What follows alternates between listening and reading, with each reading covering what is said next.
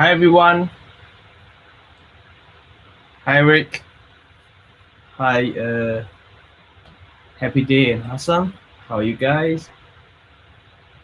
Hi everyone, I'm Sunan Poa from Center of Balance, the acupuncturist.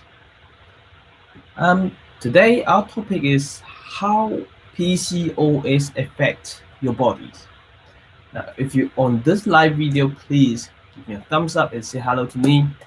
And more importantly, please share this live video if you're on Facebook and Instagram. If you're on YouTube, please, when you finish this live video, please take the link and share it on your social media.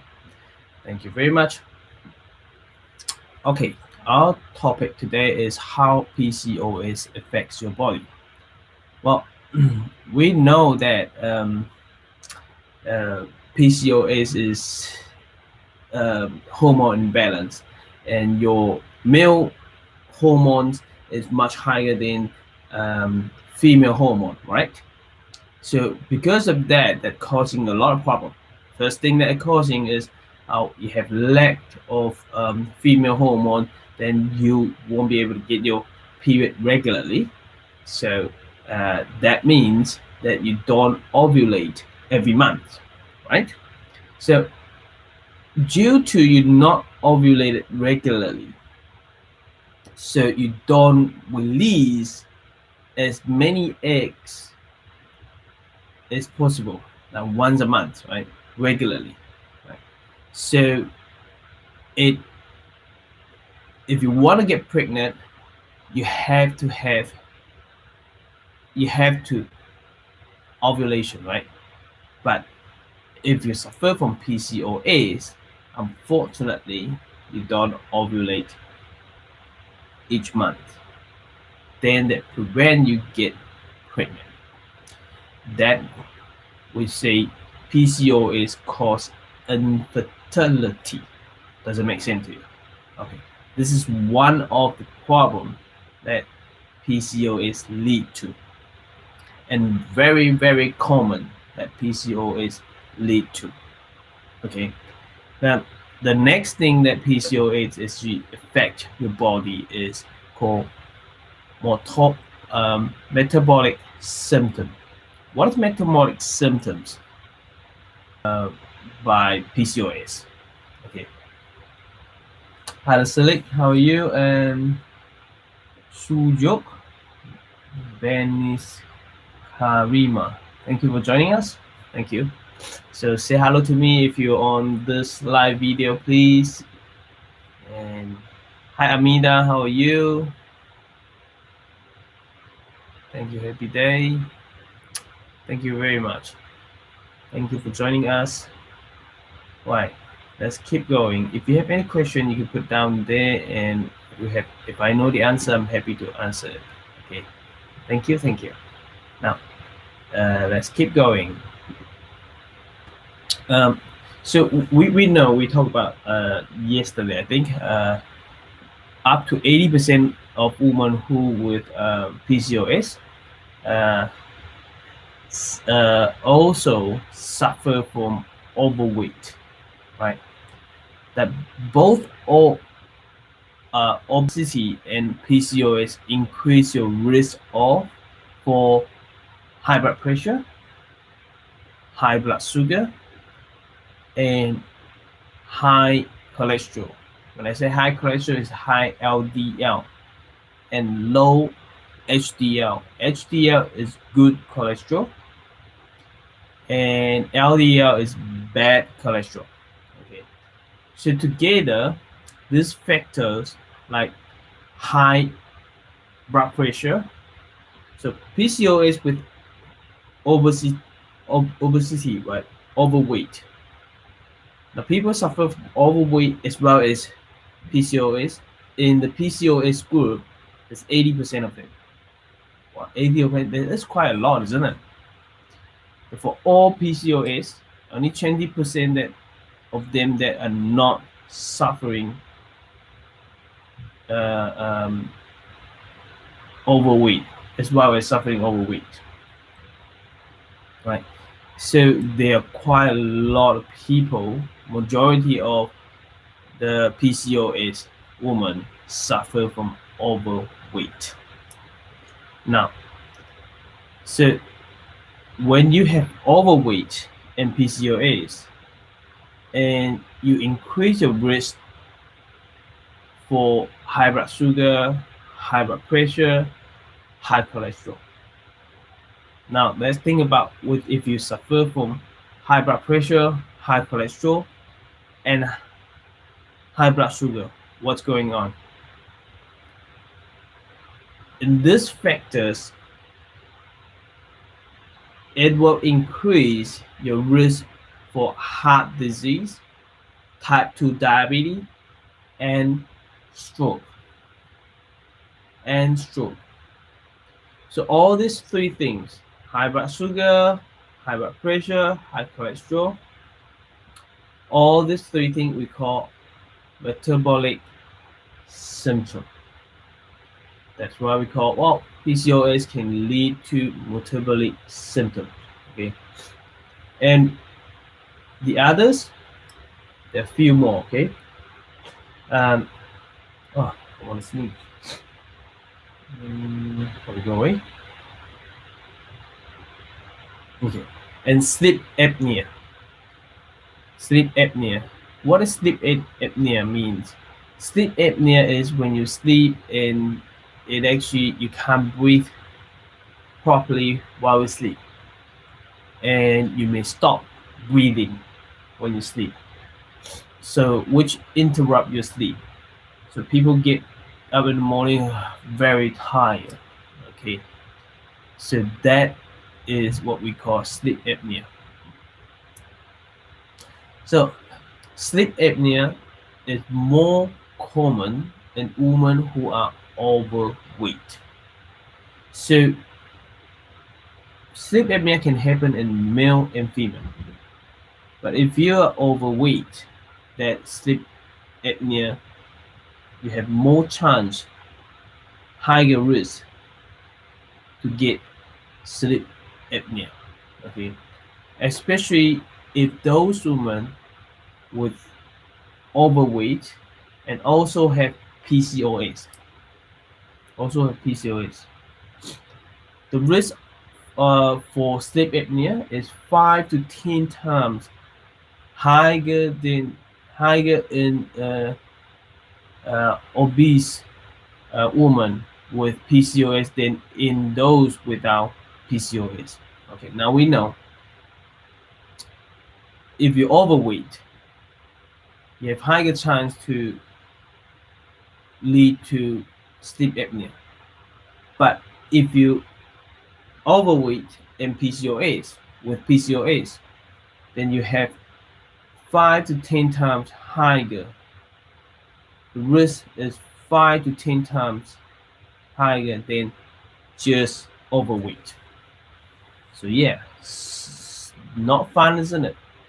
When you have PCOS, then you have overweight, and it lead to other issues, right? That's not fun. Now, endometrial cancer, why would that happen? Okay, during your ovulation, so the uterine lining shed, right? Before we talk about this over again and again, then the uterine lining is full and it becomes period, right? So every woman each month, when you start the period over 4 to 5 days and you finish it, then the uterine lining start to build up. It builds a certain amount, 8 to 9 mm. And if you're not pregnant, then F4 become less, right? So if you're up from nothing, then F4, it become period, right? So think about it. It build up at this. Then what happened? you suffer from PCOS, so you miss your period, or as well as you're not ovulating, right? It keep building up. It keep building up. It keep building up. What happened? So this lining not supposed to in your uterus, but it keep build up. So when things that's not supposed in your body is to come out of your body, we consider it as a toxic thing.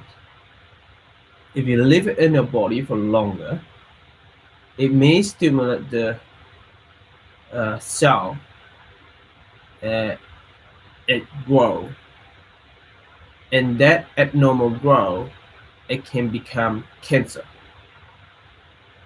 So the lining in here, it can stimulate the cell to become endometrial cancer. Does it make sense? So anything need to pass out the body, it should pass out. But if you skip your period, it keep grow, and you have a thickened uterine lining, can increase your risk for endometrial cancer. So we know that if you take some drug to stop your period, and that's not good either. What food would you recommend, please? Okay, Salik recommend. Ask me what food would I recommend for PCOS. I do recommend for plant-based diet. We'll talk about PCOS diet because as we talk about the cause of it 2 days ago, I think, 2 days ago, we talk about they don't know about the cause of PCOS, right? But the things that is very clear is insulin resistant, right? And inflammation, and as well as genes, the DNA. Those three things related to diet. So when it comes to PCOS, then diet is something that you must look at it. Because if you change your diet, change your lifestyle, then it will help a lot in PCOS. And yes, I recommend plant-based diet. Plant-based diet. And no dairy, and maybe no gluten. You need to figure that out yourself. Okay, I won't say, well, definitely not gluten or things like that in my experience. Okay, but dairy, no dairy. Gluten, maybe, and then the rest of it is plant-based. It's pretty easy to follow, and for me, okay, it's simple, but it's not easy to get it right, to follow, to be honest, for you. Why is that? Because eating is a habit.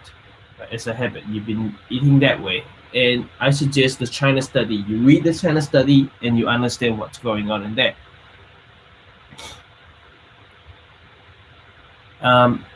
The next one, it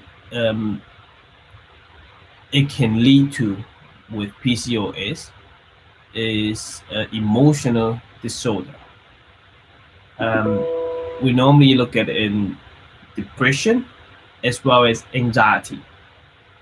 So depression and anxiety, that is due to the hormone change, and the symptom that with PCOS. Okay, now we know when you get a period, the hormone change, then you get emotion, right? But when it comes to PCOS, the hormone imbalance all the time, every day, and not just once a month, it changes. It's out of balance all the time. So that causes emotional issues. You get anxiety and depression, those two common ones. Maybe frustration, you get very low energy. And another way to look at it is, when you look at yourself, you don't like your body, because when it comes to PCOS, the main hormone in your body is male hormone, which means your body look like a man, like a male. So you, this is unwanted hair growth, like hair growing here, hair growing here, or hair grow over here. So tell me which female like this, which woman would like this happen to them? No, no one like this. Okay, so that cause emotional issues. And what else? Put on weight. Do you like to put on weight? No, no one like to put on weight. For this, you don't look good in your body, right? Skin problem, acne. You get a lot of acne in here, in your face, in your back, even in your chest. Do you like this? No. So the looking of your body, you're not happy with it, unwanted, and that can negatively affect your emotion, that lead to depression and anxiety. So a lot of PCOS patients end up experience with depression and anxiety. Okay. Now we so there are 5 things very common that PCOS affect your body lead to. So if you have PCOS, you have higher chance and risk to suffer from the following 5 things that we just mentioned: infertility, metabolic symptoms, sleep apnea, endometrial cancer, as well as depression and anxiety. Does it make sense to you? I hope this all makes sense though, because it's pretty easy to understand all this thing. Yeah, I hope all makes sense to you. Hello, Ankidini, Shakira. Thank you for being here with us. Thank you. Okay. Does it make sense to you guys? If it does, please give it a thumbs up and write some comment down there. Right. So tomorrow we're gonna talk about how PCOS is diagnosed. Okay. Let's see. Tomorrow we're gonna talk about how PCOS is diagnosed. Okay, that is our topic tomorrow. Okay, that's it. Now I'll see you tomorrow, and stay awesome and have a great day. If you're nighttime, have a nice day. All right, that's it for today. See ya.